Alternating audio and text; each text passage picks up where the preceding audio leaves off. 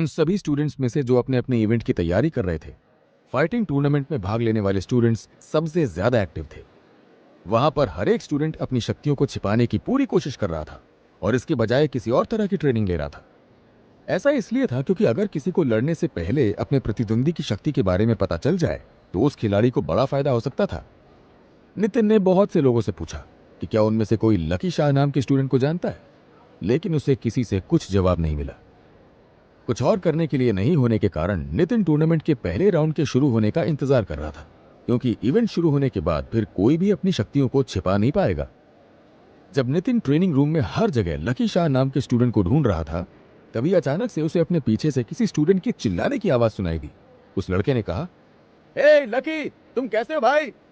Lucky का नाम सुनते ही तुरंत नितिन के कान खड़े हो गए और उसने पीछे पलट कर देखा।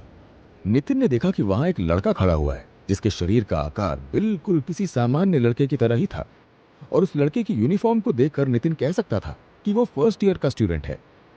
नितिन ने उस लड़के को देखकर सोचा, यही लकी होना चाहिए।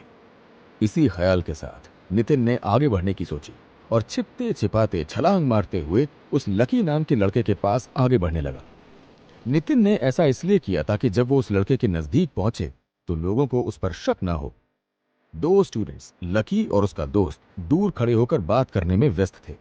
जब उन्होंने अपनी आंख के कोने से एक लड़के को उनकी तरफ आते हुए देखा तो वो देख सकते थे कि एक लड़का लंबी लंबी छलांग मारते हुए उनकी तरफ आ रहा है।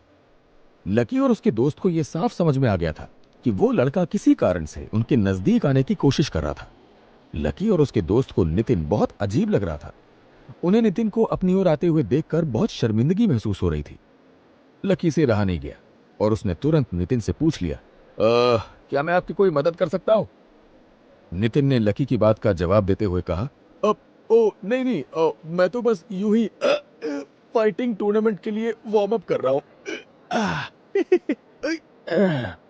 ये कहते हुए नितिन ने वहीं खड़े होकर स्ट्रेचिंग करना शुरू कर दिया और धीरे धीरे फिर वही लंबी छलांग लगाकर लकी के पास जाने की कोशिश करने लगा। लकी और उसके दोस्त को यह सब बहुत अजीब लग रहा था, इसीलिए उन्होंने इस अजनबी लड़के को नजरअंदाज करते हुए दूर जाने का फैसला किया। ऐसा लग रहा था कि नितिन की योजना फेल हो रही थी। नितिन ने जब यह देखा कि उसका शानदार आइडिया काम नहीं कर रहा है तो उसने उन दोनों लड़कों को देखते हुए अपनी प्रैक्टिस करना जारी रखने का फैसला किया, और यहां लकी और उसके दोस्त ने भी आपस में प्रैक्टिस करना शुरू कर दिया। वो दोनों आपस में एक दूसरे पर किक और घूंसे मारकर अपने इवेंट की प्रैक्टिस करने लगे। नितिन को लकी की प्रैक्टिस देखकर उसके दांव पेच इतने बुरे भी नहीं लगे, लेकिन ये उतने ज्यादा प्रभावशाली भी नहीं थे जितने नितिन ने वीआर गेम में ब्लड इवॉल्वर को मारते हुए देखे थे। नितिन ने सोचते हुए कहा, तो तुम अपनी शक्तियां छिपा रहे हो। कोई बात नहीं, चिंता मत करो। जब इवेंट में तुम मेरे खिलाफ खेलोगे ना, तो तुम अपनी पूरी ताकत लगाकर खेल सकते हो। नहीं, मैं तुमसे तुम्हारी पूरी ताकत लगवाऊंगा। नितिन ने होने वाली लड़ाई के बारे में सोचते हुए खुद ही जोर जोर से हंसना शुरू कर दिया।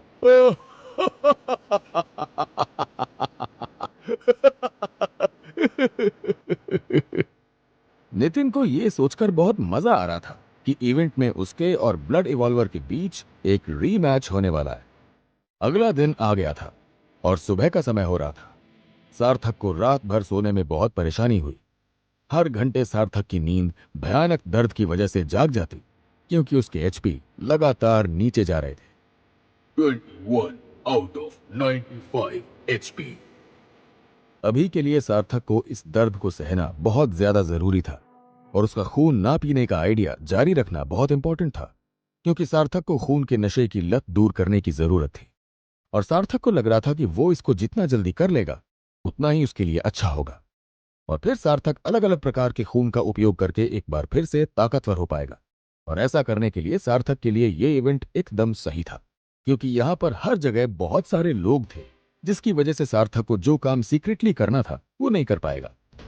अपने कमरे से बाहर निकलने से पहले सार्थक ने अपने नए कवच को अपने डायमेंशनल स्पेस में रख दिया था। इसके बाद सार्थक ने अपनी चीजों को टेस्ट करने का फैसला किया, ताकि उसे पता चल सके कि उसका सारा सामान ठीक ठाक काम कर रहा है या नहीं। सार्थक अपने सभी इक्विपमेंट्स को पहनकर यह देखना चाहता था कि जिस तरह से उन इक्विपमेंट्स को काम करना चाहिए था वो कर रहे हैं या नहीं। इसके बाद सार्थक ने अपने शैडो इक्विप को एक्टिवेट करके इस्तेमाल किया, और देखते ही देखते सार्थक के जूते, उसकी छाती का कवच और उसके गॉन्टलेट्स सब एक साथ सामने आ गए। सारे गियर्स पहनने के बाद सार्थक ने सिस्टम से अपना स्टेटस चेक करने के लिए कहा। स्टेटस लेवल 18, 25,600 एक्सपीरियंस पॉइंट्स में से 10,750 पॉइंट्स पूरे हुए।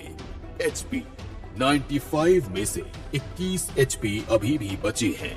स्ट्रेंथ 23 और बीस्ट गियर के 7 एक्स्ट्रा पॉइंट्स मिलाकर टोटल होते हैं 30 पॉइंट्स। एजिलिटी 26, बीस्ट गियर के 5 एक्स्ट्रा पॉइंट्स मिलाकर टोटल होते हैं 31 पॉइंट्स। स्टेमिना 19, बीस्ट गियर का 1 एक्स्ट्रा पॉइंट मिलाकर टोटल होते हैं 20 पॉइंट्स। चार्म 24, बीस्ट गियर का 1 एक्स्ट्रा पॉइंट मिलाकर टोटल होते हैं कुल 25 पॉइंट्स। डिफेंस 27, कुल मिलाकर 27 पॉइंट्स। जैसा कि सार्थक के सिस्टम ने उसके स्टेटस में बताया कि कवच के जुड़ने के बाद उस कवच ने सार्थक के हर एक स्टैट में एक एक पॉइंट बढ़ा दिया था और साथ ही डिफेंस में भी 1 पॉइंट बढ़ा दिया था। सार्थक को इसके बाद भी एक अफसोस इस बात का था कि उसके पास जो भी इक्विपमेंट्स थे उनमें से कोई भी उसके जूते जैसे एक्टिव स्किल्स के साथ नहीं आया था। हालांकि सार्थक को पता था कि उसके जूतों जैसा गियर मिलना बहुत मुश्किल और कठिन है। सार्थक को 20 के पावर लेवल तक पहुंचने से पहले अभी भी बहुत एक्सपीरियंस पॉइंट्स इकट्ठा करना बाकी था। पावर लेवल 20 पर आने के बाद ही सार्थक वैम्पायर के अगले इवोल्यूशन स्टेज में जा पाएगा। लेकिन अब सार्थक के लिए जल्दी जल्दी एक्सपीरियंस पॉइंट्स इकट्ठा करना बहुत मुश्किल होगा, क्योंकि सार्थक को जल्दी से एक्सपीरियंस पॉइंट्स हासिल करने के लिए किसी बीस्ट को मारकर पॉइंट्स लेना सबसे आसान तरीका था। लेकिन अब स्कूल के बाकी सेशन में कोई पोर्टल आउटिंग नहीं होने वाली थी और ना ही अब स्कूल वाले बच्चों के साथ दोबारा रिस्क लेंगे। अगर सार्थक टूर्नामेंट में कोई बहुत शक्तिशाली खिलाड़ी से लड़ रहा होता तो शायद इससे सार्थक के पॉइंट्स ज्यादा बढ़ सकते थे, लेकिन सार्थक जानता था कि ऐसा होना लगभग नामुमकिन है। सार्थक अभी भी एक सब्स्टिट्यूट प्लेयर ही था और ऐसा भी नहीं था कि प्रखर को मिलिट्री वाले इतनी आसानी से जाने देंगे। प्रखर बहुत ताकतवर खिलाड़ी है और फाइटिंग टूर्नामेंट में तो उसके जैसा शायद ही कोई होगा। फिर सार्थक ने सिस्टम से उसकी इन्वेंट्री खोलने के लिए कहा। सार्थक ने अपनी इन्वेंट्री लिस्ट में देखा तो उसे वहां इंटरमीडिएट क्रिस्टल दिखाई दिया। सार्थक को याद आया कि उसके स्टोर में एक छोटी तलवार थी जिसे बनाने के लिए उसे बस इसी क्रिस्टल की जरूरत थी। सार्थक ने सोचा जब वो बाद में वापस अपने कमरे में आएगा तब वो इस क्रिस्टल से वो छोटी तलवार बना लेगा और फिर वो उस तलवार को अर्जुन को सौंप देगा। ये छोटी सी तलवार एक अच्छा हथियार था, लेकिन सार्थक के ब्लड स्किल्स जैसे कि उसका ब्लड हैमर या ब्लड स्प्रे के साथ वो तलवार कंपैटिबल नहीं थी। सार्थक ने यह भी सोचा कि अर्जुन के लिए यह तलवार काफी अच्छा हथियार साबित हो सकती है। इसे अर्जुन अपने पास हमेशा रख भी सकता है और अर्जुन के पास जब कोई अच्छी शक्ति ना हो तब वो इस तलवार का उपयोग बखूबी कर सकता है। सार्थक के बिस्तर के बगल में रखी एक साइड टेबल के ऊपर एक छोटा सा पैम्फलेट रखा हुआ था। उस पैम्फलेट में दिन भर के इवेंट्स का शेड्यूल लिखा हुआ था और उस पैम्फलेट में यह भी बताया गया था कि कहां कौन सा इवेंट दिखाया जा रहा है। अभी सबसे पहले इवेंट को शुरू होने में लगभग 1 घंटा बाकी था और सार्थक इस लिस्ट को देखकर सोच रहा था कि उसे कौन सा इवेंट देखने जाना चाहिए। सार्थक ने जब उस लंबी लिस्ट को देखा तो उसे 3 मेन इवेंट्स के अलावा बाकी कोई भी इवेंट इतना इंटरेस्टिंग नहीं लग रहा था। लिस्ट को ऊपर से नीचे देखते वक्त सार्थक को एक जाना पहचाना इवेंट दिखाई दिया जिसका नाम था ब्लॉक ब्लॉक। सार्थक को याद आया कि जो उसने कल गेम खेला था उसका नाम भी ब्लॉक ब्लॉक ही था। सार्थक ने सोचा, क्या ये वही कल वाला गेम है? सार्थक को वो कल वाला गेम याद आ गया और उसे ये भी याद आ गया कि कल उसने इस मशीन के साथ कितना मजा किया था। इसलिए सार्थक ने सोचा कि शायद इस इवेंट को देखने में मजा आएगा और मेन इवेंट्स को देखने से पहले इस इवेंट को देखा जा सकता है। जब सार्थक इन ख्यालों में खोया हुआ था तभी अचानक से उसके कमरे के दरवाजे पर उसे एक दस्तक सुनाई दी। सार्थक ने जैसे ही दरवाजे की तरफ देखा उसे दरवाजे के दूसरी तरफ से पार्थ की आवाज सुनाई दी। पार्थ कह रहा था, अरे सार्थक चल हमें चलना है, लेट हो रहा है यार। सार्थक ने फटाफट अपने सभी इक्विपमेंट्स को अपने डायमेंशनल स्पेस में रखा और उस पैम्फलेट को उठाकर दरवाजे की तरफ दौड़ पड़ा। उसने दरवाजा खोला तो उसे अपने सामने सिर्फ पार्थ खड़ा दिखाई दिया।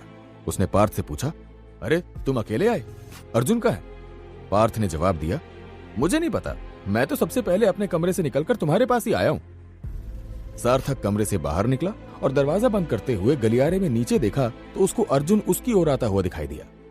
अर्जुन सार्थक और पार्थ के पास आकर मुस्कुराता हुआ कहता है, ओह सॉरी सॉरी यार, लेट हो गया, मुझे कुछ जरूरी काम आ गया था।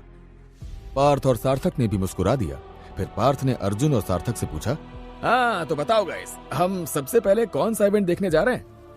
सार्थक ने अपने हाथ में पकड़े पैम्फलेट में से एक इवेंट पर अपनी उंगली रखी और कहा, मैं इस इवेंट को देखने जाने के बारे में सोच रहा था। सार्थक ने ब्लॉक इवेंट की ओर इशारा किया और बाकी दोनों भी सार्थक से एग्री हो गए।